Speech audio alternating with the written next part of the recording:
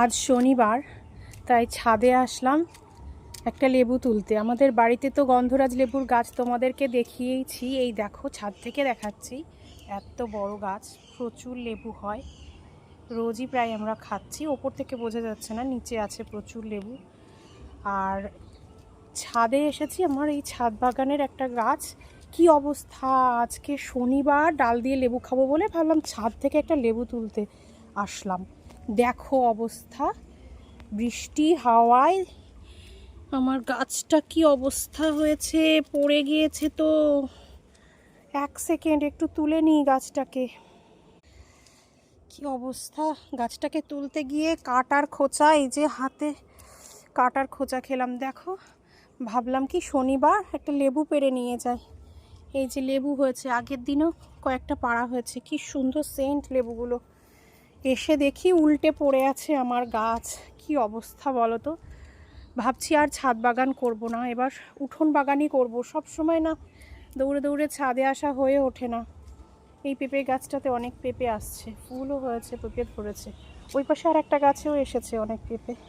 তাই ছাদ বাগানটা করা না খুব কষ্টের, খুব মানে কি বলবো, দেখাশোনা পরিচর্যা ঠিকঠাক না হলে কখনোই হয় না।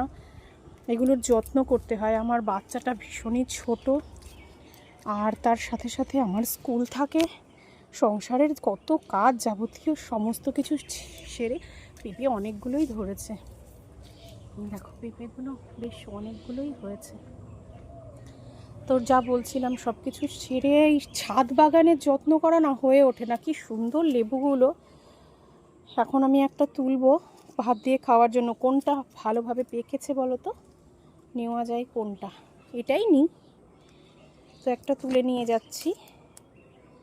এখন দুপুরবেলাটা হয়ে যাবে, এই একটা লেবু 4 পিস হবে। আমরা বাড়িতে বড় মানুষ 4 জন, মেয়ের খাওয়া হয়ে গিয়েছে, হয়ে যাবে। এবার থেকে না উঠোনেই উঠোন বাগান করব, আর ছাদ বাগান করব না। খুব সমস্যা ছাদ বাগানে।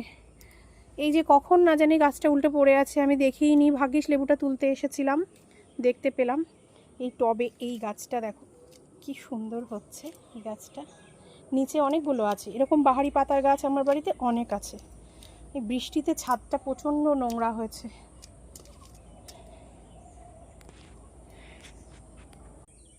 এখানে পুদিনা গাছগুলো তেমন যত্ন করা হয় না, এই বর্ষাতে সময়ও পাচ্ছি না আমি। যদিও স্কুল বলছি, স্কুল, বাচ্চা, সংসার সব কিছুর সামনে না গাছগুলো আর যত্ন নিতে পারছি না, নষ্ট হয়ে যাচ্ছে পুদিনা গাছগুলো। দেখি তুলে অন্য কিছুতে শিফট করতে হবে। তো টাটা, বাই বাই, ভালো থেকো সবাই।